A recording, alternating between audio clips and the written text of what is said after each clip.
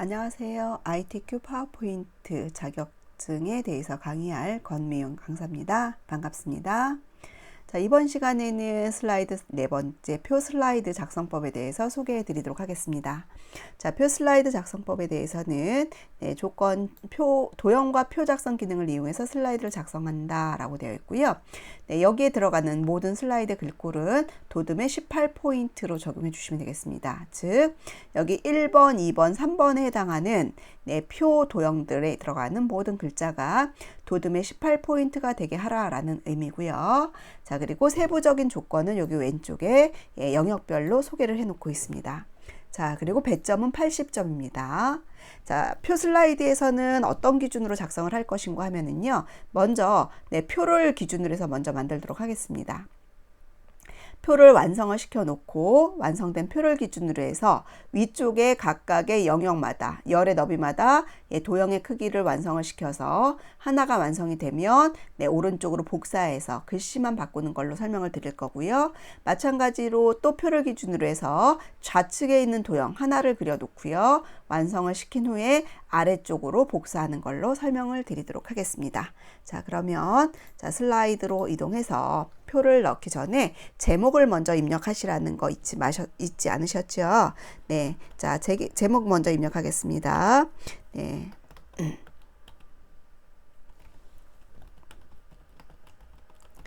배상 책임 보상금 청구 절차라고 하는 제목 입력했고요. 자, 이번에는 4번 슬라이드에는 글씨가 아니라 표를 넣어야 돼요. 그러면 자, 표를 넣으실 때는 아래쪽에 보시면은 여기 6개의 아이콘을 보실 수 있는데요. 이 6개의 아이콘 중에 첫 번째 단추가 바로 표를 삽입해 주는 아이콘입니다. 그리고 두 번째 있는 단추는 우리가 다음 시간에 할 차트를 삽입하는 아이콘입니다. 그래서 지금은 표를 삽입하기 위해서 표 삽입 아이콘을 클릭하겠습니다. 자, 그러면 열의 개수와 행의 개수를 넣으라고 나오는데요. 자, 우리 시험지에서 보셨을 때 열의 개수는 왼쪽에서 오른쪽으로 세워지는 개수가 열의 개수예요. 그러면 열의 개수는 3이라고 넣으시면 되고요. 행의 개수는 위에서부터 아래쪽으로 세워지는 칸의 개수가 행인데요. 자, 행의 개수는 첫 번째 열과 두 번째 열의 개수가 틀리죠. 자, 이럴 때는 가장 많이 들어있는 행의 개수로 기준을 잡아주시면 돼요. 그러면 하나, 둘, 셋, 넷, 다섯, 6개네요. 자, 즉 열은 3개, 행은 6개로 잡아주시면 되겠네요. 자, 그래서 열의 개수는 3, 행의 개수는 6이라고 해놓고요. 확인 버튼을 누르겠습니다. 자, 그러면 이렇게 해서 표가 만들어지는데요. 표가 만들어진 상태에서 자, 표와 관련된 지시사항을 먼저 한번 찾아볼까요? 자, 표와 관련된 지시사항을 봤더니 자, 아까 말씀드린 것처럼 도둠의 18포인트로 하라. 여기 들어가는 모든 글자를 도둠의 18포인트로 하라 라고 되어 있고요. 끝나는 게 아니고 여기 3번 영역이 표에 대한 명령이에요. 자, 표에 대한 명령을 보면 표 스타일은 테마 스타일 1, 강조 2라고 되어 있습니다. 자, 그리고 지시사항에는 언급이 되어 있지 않지만 글씨가 입력되면 글씨를 가로폭, 셀의 너비를 기준으로 했을 때 가로폭은 가운데로 들어가 있는 걸 보실 수가 있고요. 글자가 또 세로폭을 기준으로 했을 때도 글자가 이렇게 가운데로 들어가 있는 걸 볼 수가 있습니다. 지시사항에는 나와 있지 않지만 출력 형태와 동일하게 해야 된다라는 조건을 보자면 우리는 글자를 왼쪽과 오른쪽을 기준으로 해서 가운데 들어가게 해야 되고요. 세로폭을 기준으로 했을 때도 위, 중간, 가운데를 기준으로 해서 가운데로 들어가게 해줘야 되는 것이 맞습니다. 그래서 지금 제가 타이핑을 하기 전에 도둠의 18포인트, 그 다음에 스타일 바꾸는 작업과 글자의 맞춤 작업까지 같이 모두 진행을 할 겁니다. 자, 그래서 자, 다시 표로 돌아와서 글씨가 들어갈 이 표를 블럭을 잡고요. 블럭을 잡고 자, 여기 표 스타일이라고 하는 부분이 있습니다. 표 스타일이라는 부분에서 자세히 단추를 누르시게 되면 테마 스타일 1이라는 거는 여기 마우스를 이렇게 갖다 놔보시게 되면 테마 스타일 1, 자, 두 번째 갖다 놨더니 테마 스타일 1 똑같이 나와요. 자, 그 다음에 강조 2라는 거는 첫 번째부터 강조 1, 강조 2, 강조 3 순서대로 되어 있어요. 자, 그래서 강조 2라고 되어 있으니까 이 강조 2를 누르시면 돼요. 자, 강조 2를 누르신 다음에 그래도 시험지처럼 똑같이 안 바뀌거든요. 그럴 때는 자, 여기 왼쪽에 보시게 되면 네, 표 스타일 옵션에서 머리글행, 줄무늬행이 이렇게 체크되어 있는 걸 보실 수가 있습니다. 이거 체크를 모두 풀어 주셔야 돼요. 자, 체크를 모두 풀으시면 시험지처럼 그런 유형이 나오고요. 그대로 블럭이 잡혀 있는 상태에서 자, 맞춤 들어갈 거예요. 레이아웃에 들어가셔서 글씨 입력할 때 가로로도 가운데, 세로로도 가운데 들어가게 하기 위해서는 맞춤 그룹에 있는 요 두 개의 단추를 하나씩 딸깍딸깍 눌러주시면 돼요. 자, 위에 있는 거는 가로 맞춤 단추고요. 가로 가운데로 맞춰주는 단추고요. 밑에 있는 거는 세로로 가운데 맞춰주는 단추입니다. 그래서 요거 누르셔서 글씨를 입력했을 때 가로로도 가운데, 세로로도 가운데 되게 해주시면 되고요. 자, 이제 다시 홈 탭으로 돌아와서 글꼴을 도둠으로 바꾸시면 되고요. 도둠으로 바꾸시고 글자 크기는 18포인트로 놓으시면 돼요. 자, 그 다음에 잊지 말으시라는 거, 우리 글자 색상 검정색으로 되게 해주세요. 자, 이렇게 놓으시고요. 이제 안에 첫 번째 칸에 클릭하셔서 글씨를 타이핑 하실 건데, 자, 아까 우리 시험지에 보셨을 때, 자, 옆에 두 칸에는 서류 우편 발송이라는 글자와 청구서 학교통장 사본이라는 글자가 있는 두 칸을 가지고 얘가 이렇게 지체 없이 통지라는 글자가 써져 있는 걸 볼 수가 있습니다. 즉, 네, 요 위에 칸과 아래 칸 두 칸을 하나로 합치라는 얘기거든요. 자, 셀을 합친다라는 건 어떻게 하는지 볼게요. 합쳐져야 되는 첫 번째 칸과 두 번째 칸을 이렇게 위에서부터 아래로 드래그를 해서 블럭을 잡으세요.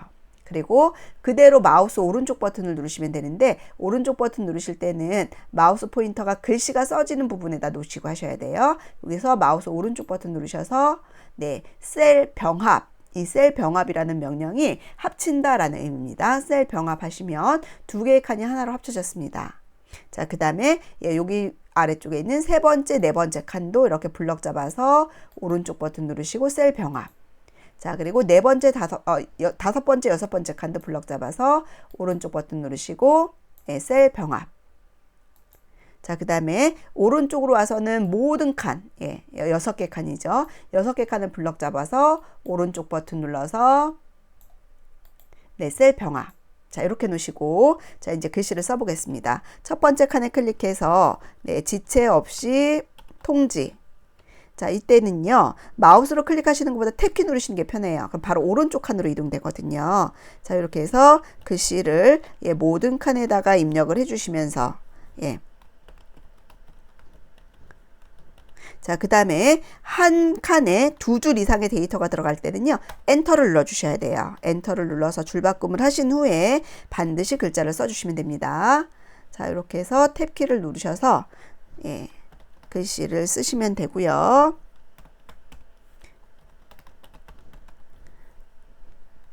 자, 글씨 입력하실 때 오타 나지 않도록 잘 보시면서 써주시면 돼요. 오타 나도 전부 다 이렇게 감점이 나고요. 자, 줄 바꿀 때는 엔터 눌러서 두 줄로 써주시라 그랬습니다.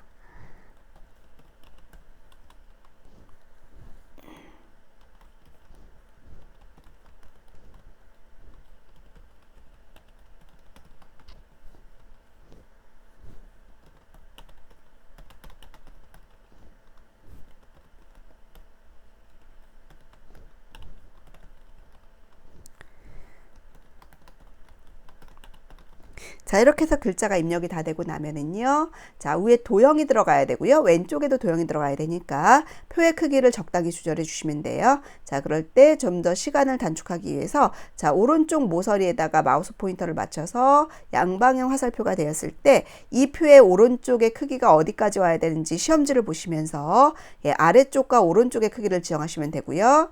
자, 지정이 되고 나면, 자, 이번에는 왼쪽 모서리에다가 마우스를 가져다가 놓으시고 양방향 화살표가 되었을 때, 자, 위쪽과 왼쪽의 위치가 어디까지 되어야 하는지를 자, 드래그를 하셔서 도형이 들어갈 수 있는 공간을 만들어 주시면 됩니다. 자, 이렇게. 자, 이렇게 하셨을 때 안에 글자가 이 너비가 줄어들거나 하게 되면 줄이 바뀌게 되니까 그걸 보시면서 이 칸을 이렇게 조절을 해 주실 수 있으시면 돼요. 셀의 경계선에서 이렇게 드래그해서 칸을 조절해 주시면 되고요. 자, 이렇게 해서 글씨가 문제없이 다 들어갔다라고 하시면 이제 이 표를 기준으로 해서 위쪽에 도형을 그리시고요. 하나 그려놓고 복사하시면 되죠. 또 왼쪽에 첫 번째 하나 그려놓으시고 꾸미시고 복사하시면 돼요. 자, 그러면 자 이제 제가 위쪽에 있는 도형을 그려볼 건데요. 위쪽에 있는 도형은 두 개의 도형이 겹쳐져 있습니다. 두 개의 도형이 겹쳐져 있고요. 보시는 것처럼 뒤에 있는 도형은 사각형인데 오른쪽 모서리가 이렇게 빗면이고요. 그 다음에 앞에 있는 도형은 육각형 도형이 들어갔네요. 자, 요거 하나만 그려서 오른쪽으로 복사할 겁니다. 자, 그러면 도형 홈 탭의 그리기 그룹에 가서 아까 우리 사각형인데 이렇게 한쪽만 잘린 거, 빗면인 거 클릭해서 자, 그리실 때도 저는 여기 경계선 부분에서 이렇게 그려요. 왜 그럴까요? 예, 이 선에 맞춰서 그리려고 하는 거예요. 그러면 나중에 크기를 별도로 조절하지 않아도 되니까. 자, 이렇게 해서 하나를 완성시켜 놔요. 자, 그리고 이 위에다가 이제 육각형 도형 그릴 겁니다. 자, 육각형 도형은 기본 도형에 있고요. 기본 도형에서 첫 번째 줄에 보시면 여기 육각형 도형이 있습니다. 육각형 도형을 클릭해서 자, 왼쪽 모서리서부터 왼쪽 모서리 약간 아래쪽이니까 살짝 밑으로 내려왔어요. 경계선 부분 뒤에 그려놓은 경계선 부분에 마우스를 맞춰서 자, 오른쪽 끝까지 그리고 아래쪽 끝까지 그려놓습니다. 자, 그리고 색깔을 조금 옅은 색으로 바꿔주죠. 도형 채우기에 와서 예, 그냥 페인트 통 눌러서 색깔 바꿔주시면 돼요. 자, 그리고 여기다가 글씨를 씁니다. 치료 / 수리. 자, 그러면 여기에 들어간 도형의 글자는 아까 보았던 것처럼 도듬에 18포인트 그리고 검정색으로 들어가야 되죠. 자, 이렇게 해서 도형 세트로 하나가 완성이 됐습니다. 그러면 이 두 개를 도형을 블럭을 잡아서 자, 블럭 잡아서 자, 드래그로 블럭 잡는 방법 알려드렸습니다. 바깥에서부터 이렇게 드래그 잡으시라고요.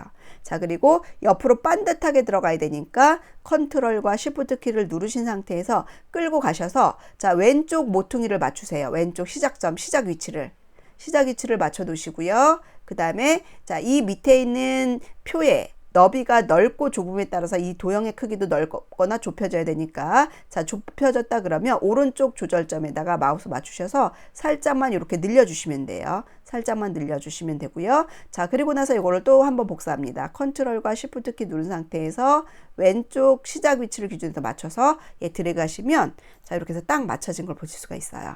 그러면 예, 글씨만 네, 블럭 잡아서 예, 고쳐주시면 되죠. 그러면 훨씬 쉽고 빠르게 도형을 완성할 수가 있습니다. 자, 이렇게 해서 상단 도형을 완성해 보았고요. 자, 이번에는 네, 왼쪽에 있는 요 도형을 완성시켜 볼 겁니다. 자, 요 도형은 어떤 도형인지 볼 거고요. 자, 이 도형에 대해서는 자, 좌측 도형 2번이네요. 자, 좌측 도형은 그라데이션 효과가 들어가게 하는데요. 선형 아래쪽으로 그라데이션이 들어가게 하래요. 자, 여기 안에 색깔이 위의 도형처럼 한 가지 색이 아니라 이렇게 두 가지 색으로 들어갔는데 위에서부터 아래로 내려가면서 색깔이 바뀌고 있습니다. 즉 아래 방향으로 가면서 색깔이 바뀌게 하라라는 의미가 되겠죠. 자, 도형의 그라데이션 효과는 또 어떻게 주는지 한번 볼까요? 자, 일단 도형을 먼저 그립니다. 자, 도형을 그리기 위해서 그리기 그룹에 있는 네, 도형 자세히 단추 눌렀고요.